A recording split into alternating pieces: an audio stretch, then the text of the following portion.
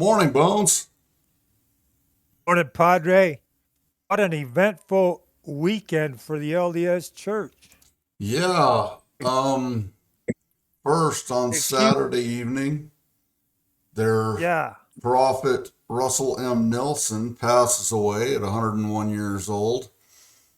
Uh, Wow. what we do know about him is he was very innovative, we should say, prophet uh, of the Church of Jesus Christ and Latter-day Saints. One of the things that he was probably two things he was probably really well renowned for. One, uh, doing away with the nicknames or shortened versions, calling people Mormons or LDS. He wanted Why? it called by its full name, Church of Jesus Christ and Latter-day Saints. Uh, Being from Yeah, I think, Utah, it's kind of a unique thing. yeah, yeah. I think I just said LDS in the beginning. It's been very common growing up in Utah. So having to change or use the full name, I've really never done that. But Right, nor have I. I mean, they've got what we always knew as the Mormon Tabernacle Choir, and it has been, he changed the name of that to the choir at Temple Square. Uh, wow. so for some reason, he was dead set against those nicknames for the church. Uh, One of the other things he did was he brought the church in line with the LGBTQ and recognized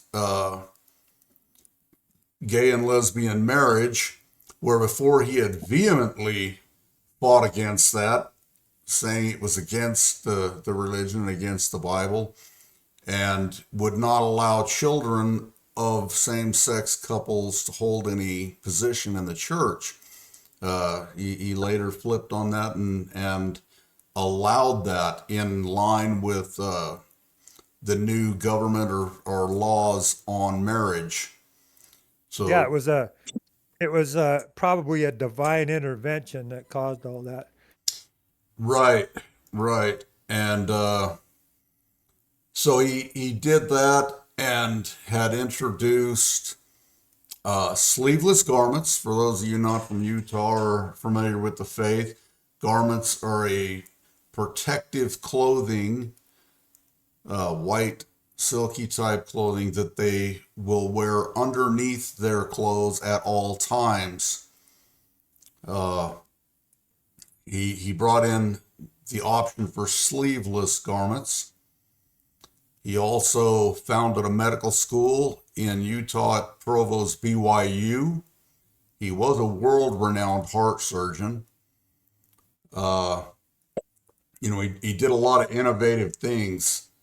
Uh, President Russell M. Nelson, or prophet for the Church of Jesus Christ and Latter-day Saints, leaves behind, I believe they said, 10 children, 54 grandchildren, and 160 plus great grandchildren.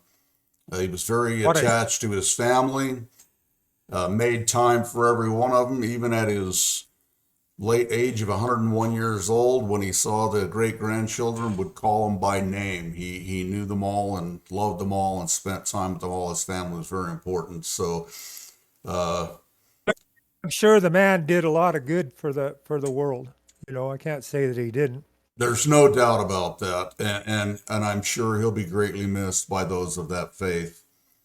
Uh, so that was the first piece of news on that religion that occurred on Saturday evening. Now on Sunday, during a church service in uh, get the name of this town right, Grand Blanc, Michigan. In Grand Blanc, Michigan, we had a truck driven into a Latter-day Saints chapel. The driver then began shooting and set fire to the building that destroyed the building. At least 4 people killed, 8 others injured, and they're still searching for 7 people or 8 people in this tragic incident. Some of the injured were shot, others suffered from smoke inhalation. The gunman was taken down by officers within minutes and identified as Thomas Jacob Sanford, 40, who served with the Marines and was an Iraq War veteran. Before we get into a little bit on him, they're saying this siege was among 324 mass shootings this year in the U.S. and the latest place of worship, from a Catholic church in Minneapolis to a synagogue in Pittsburgh and a Sikh temple in Wisconsin. So they're saying it was a targeted attack. They're still searching for motive. What do you think about this, Bones? Well, as we said before, I think, there's evil on both sides of the coin, uh, far right and far left. And I believe the guy, according to the descriptions, was a far right individual. Well, And I believe, what go ahead. we do know about him, he was from another small suburb in Michigan, and he drove around a very distinctive pickup truck. Usually had 2 American flags flying in the bed behind him. They say in recent weeks he'd been behaving oddly. He had interviewed a local politician candidate, asking him questions about his position on guns and what did he think of Mormons. And then nearly ran over a longtime friend in his truck, made her and her 16-year-old daughter jump back, and then rolled his window down laughing and said it was just a joke.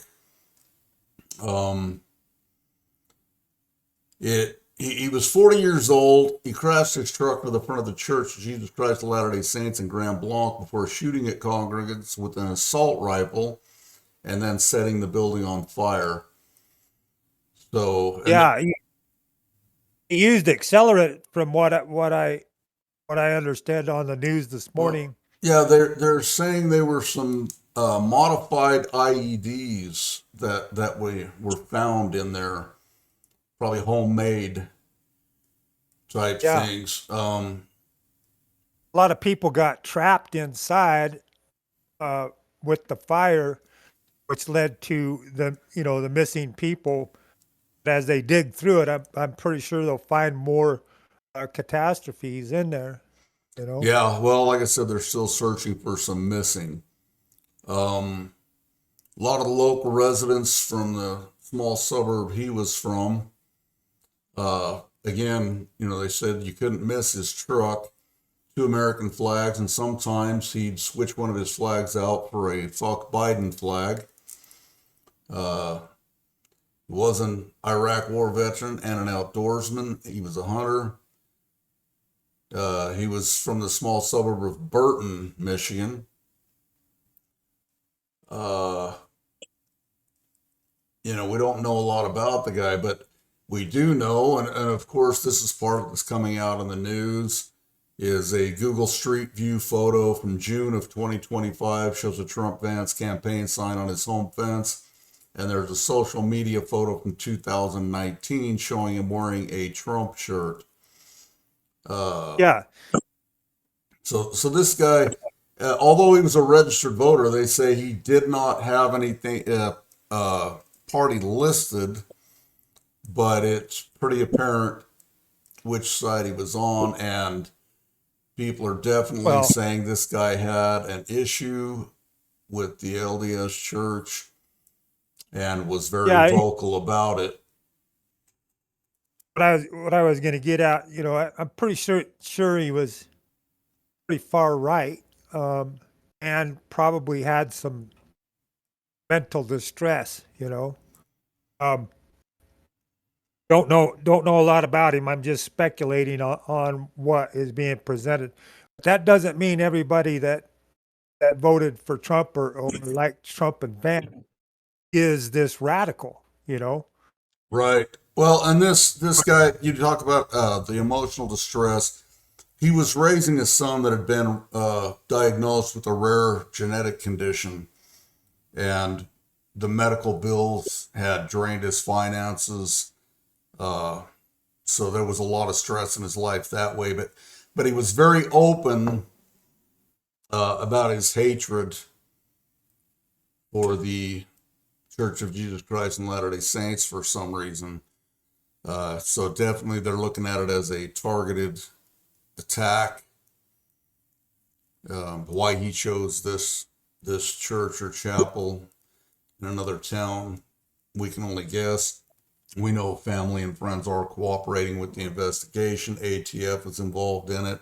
In either case, very sad weekend, not only for members of the Church of Jesus Christ and Latter-day Saints, but for those communities, the community of Grand Blanc that suffered this devastating loss as well, on top of the loss of their prophet. Yeah, that's kind of where I was going with my thoughts. We need to have uh, a lot of sympathy and respect for the people of that community and the families of the people that are injured and or have died from this incident. Um, we don't know what this guy totally is all about, but what we do know definitely points to some mental issues and being a far right individual. And targeted rage, apparently he had harbored for quite some time. Everybody that knew him uh, stated he had harbored for quite some time a lot of resentment and hatred toward the Church of Jesus Christ and Latter-day Saints. They have opened up about the last couple of weeks. He has seemed very off, and they recognize that. We don't know if it had to do with financial stress. He was obviously under duress financially. Uh, it mentions he was raising this son. It doesn't say he was still married or if his wife is still in the picture. I guess we'll get more information as that comes out. Uh, Obviously, mental issues going on with this Marine veteran, and took it to a point of how so many others have, acting out aggressively and violently. Again, 324 shootings, mass shootings this year in the United States. That's pretty crazy. Yeah, that is pretty crazy. Um, yeah, I don't know what all we could say about that, but if myself, I have friends that I can recognize some of their issues just by how they act or the change in how they're acting. Offer support to those people. If you Right. recognize a change, ask what's really going on. You know, is there something I could do to help you? Sometimes it's a simple conversation that will bring them back into a reality state, rather than let them fester to the point of acting out. So just wanted to say that, because that's the positive side that we all can help. Well, exactly, Bones, and we've talked about it in previous subjects.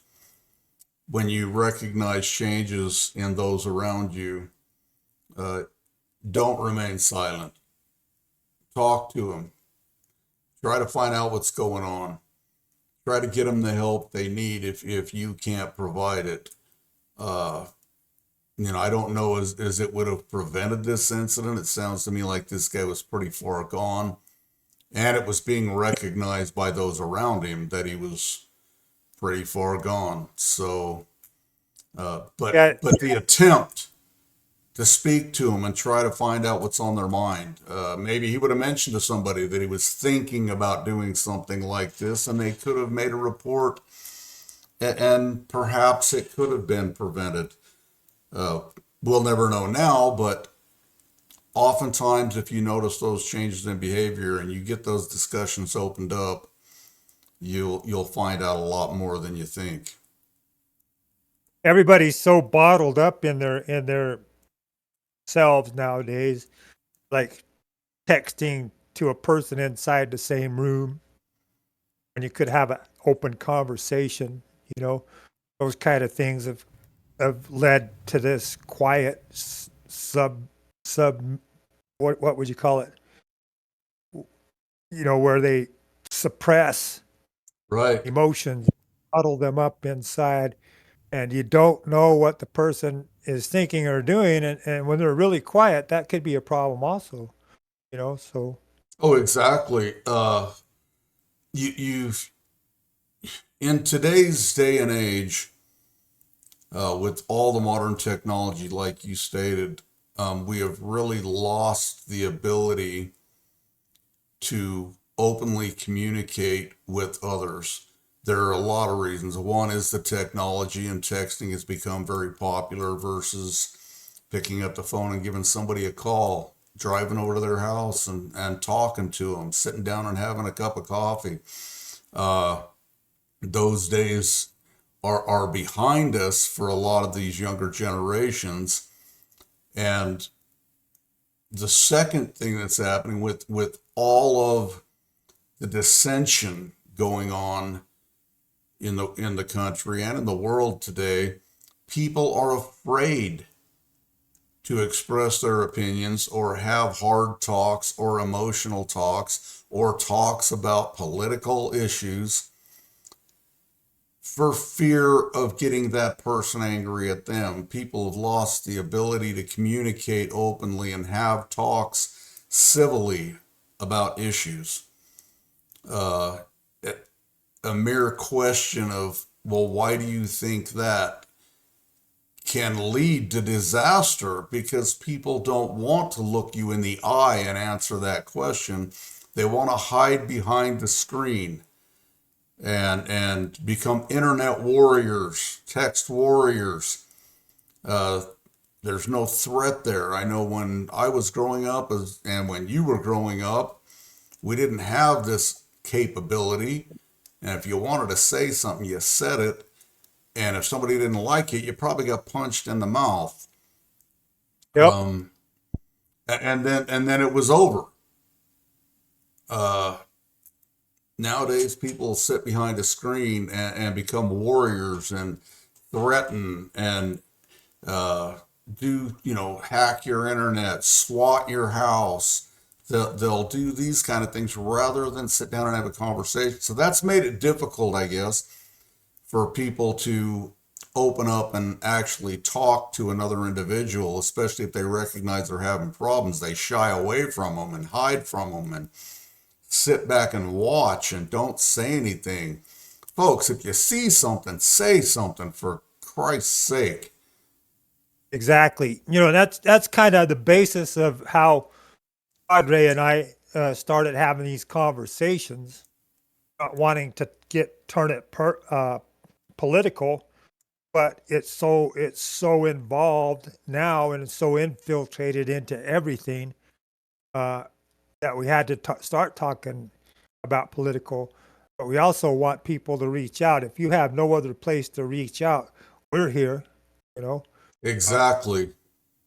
we have stuff across all the platforms. We have contact stuff and we can go to private messaging and stuff also.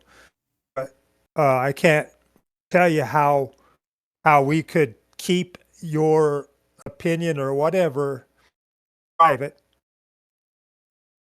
in conversation. Or if you want it on public to share, we can do that also.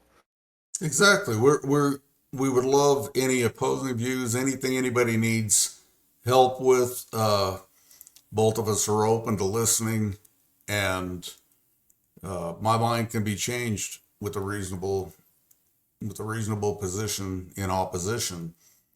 Uh, but we have to have the dialogue, and that's what's missing in today's society is people being able to dialogue and people being able to talk.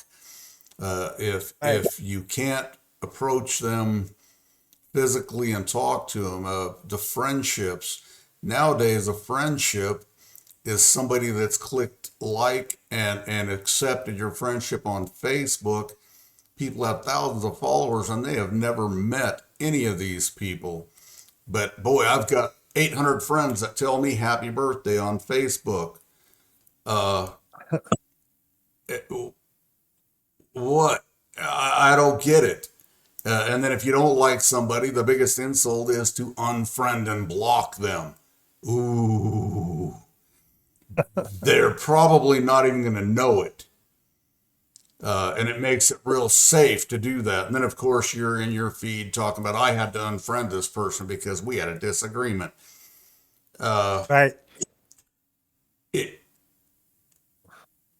we've lost interpersonal communication skills due to this technology, and we've stopped talking to people. A lot of times we won't recognize if somebody has an issue going on because all you're doing is texting, and you can't really convey emotion in text. I mean, people, somebody typed in all caps, "Why are you mad at me?" Well, Yeah. my keyboard was stuck on lock caps. I wasn't upset. Uh, Yeah. can be misconstrued. Where a face-to-face conversation, you're using all of your senses to interpret what's being said. Yeah. Um, Or an emoticon. right, You right. know? The emojis, I still don't understand emojis, man. My granddaughters will text me and put all these emojis, and I'm like, oh, that's cute, but they've written a whole paragraph in emojis, and they're like, did you like what I said? I'm like, what did you say? Yeah. You're Uh, happy and you're sad and you're crying and yeah.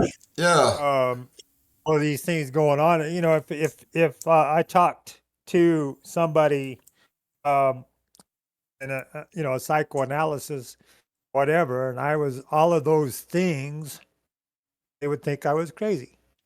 You know? exactly. So the point being, let's get out of this um, screen world. If somebody's having issues, go have a conversation with them.